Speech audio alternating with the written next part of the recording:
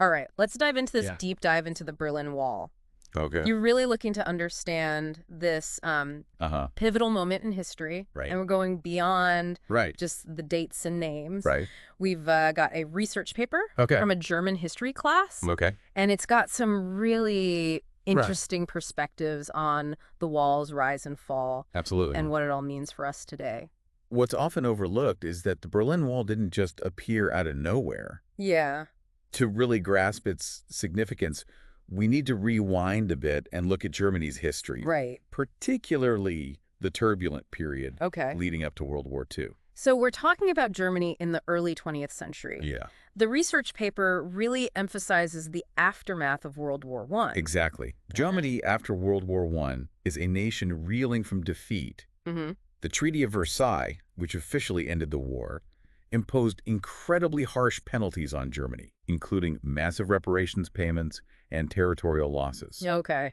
This led to a severe economic depression.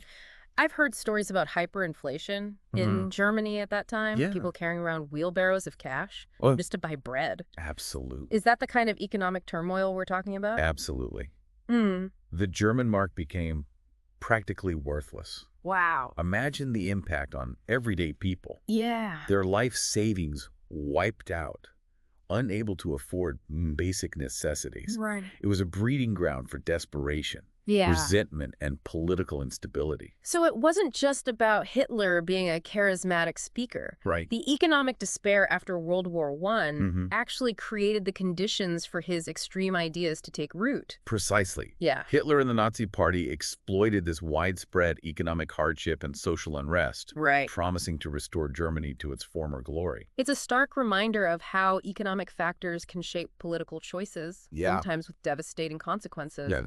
And then, of course, comes World War II, Mm-hmm. which further shatters Germany, Yes. leaving it divided amongst the victors. Right. Berlin, in particular, became a fractured city within a fractured nation. Yes, and this division of Germany mirrored the larger ideological split Huh. that emerged after World War II. Okay. You have the Soviet Union and its allies on one side, Right. promoting communist ideology, Mm-hmm. and the Western allies on the other, Okay. championing democracy and capitalism. Yeah. Yeah. Germany and Berlin especially Yeah. became a microcosm of this global standoff, Right. the Cold War. So Berlin becomes this focal point of tension between two superpowers Right, with completely different visions for the future. right, And it's not just about ideologies, right? We're talking about real people right. living in vastly different worlds Yeah. within the same city. Exactly. The research paper talks about the Berlin airlift. Right. The Berlin airlift was a remarkable feat of logistics Yeah. and a testament to the West's commitment to supporting West Berlin Okay. when the Soviets blockaded all land access to West Berlin. Wow. The U.S. and its allies airlifted tons of supplies. Really? Everything from food and medicine to coal and building materials, Okay.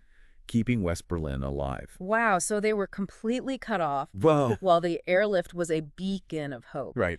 It's important to remember that it was a temporary solution Huh? for those living in East Germany. Yeah. Daily life was starkly different, wasn't it? Absolutely. The paper mentions limited opportunities Hmm? and restricted freedoms. Life in East Germany under Soviet control was characterized by state-controlled media, Okay. limitations on travel, Uh-huh. and a pervasive sense of surveillance. Right.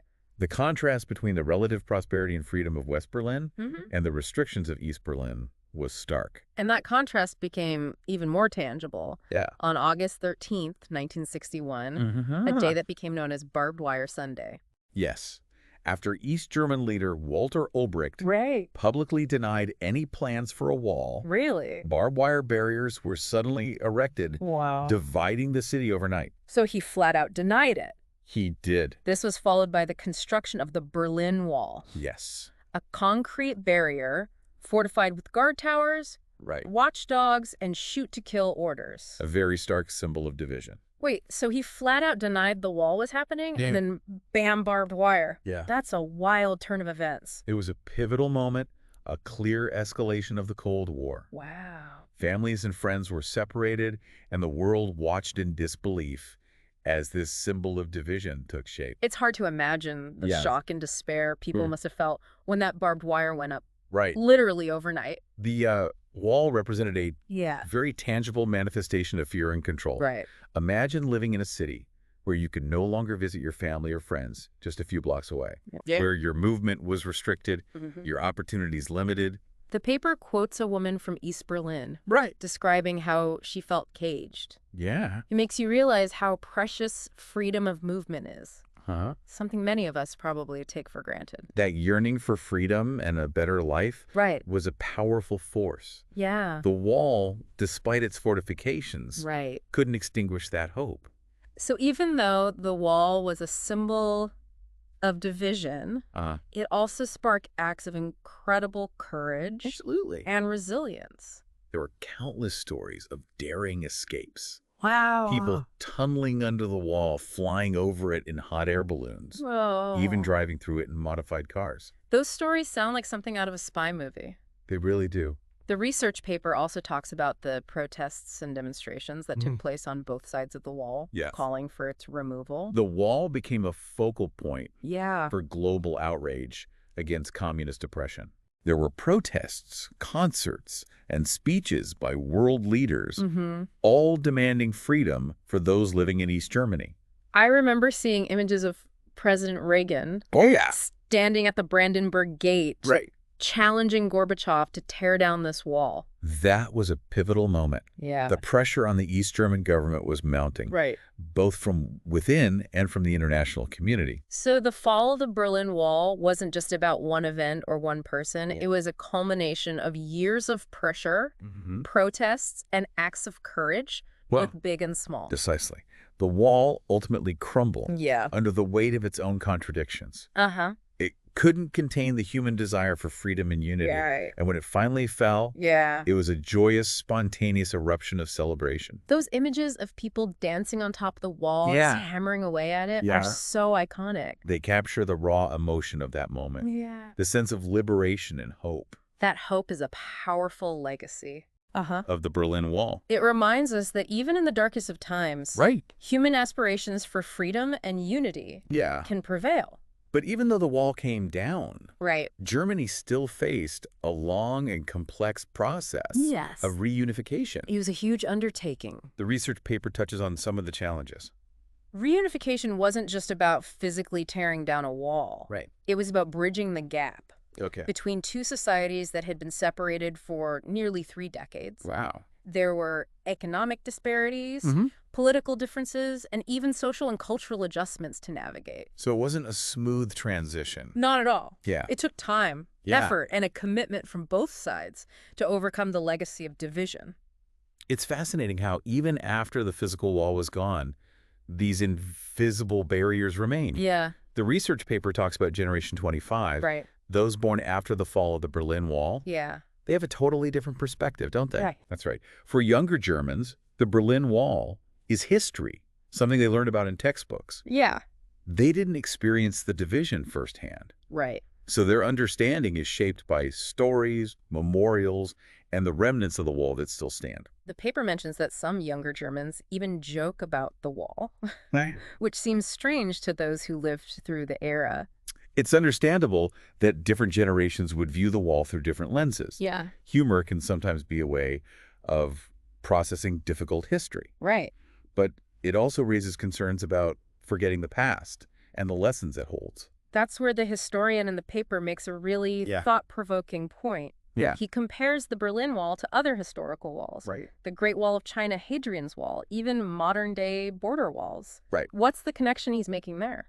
He's arguing that walls, regardless of their location or time period, often represent a failure to address underlying issues. Okay. They are built out of fear. It's a desire to keep others out, to separate, to isolate. So building a wall is a quick fix, Right. but it doesn't actually solve the problem. Exactly. It just creates a new set of problems and reinforces division. Exactly. The historian suggests that walls are often a symptom of a lack of imagination, a failure to find more creative and humane solutions to complex challenges. That makes me think about all the metaphorical walls we build in our lives and in society. Walls of prejudice, fear, and misunderstanding. That's a great point. Yeah. We may not be erecting physical barriers, Right. but we can create divisions just as strong through our attitudes, beliefs, and actions.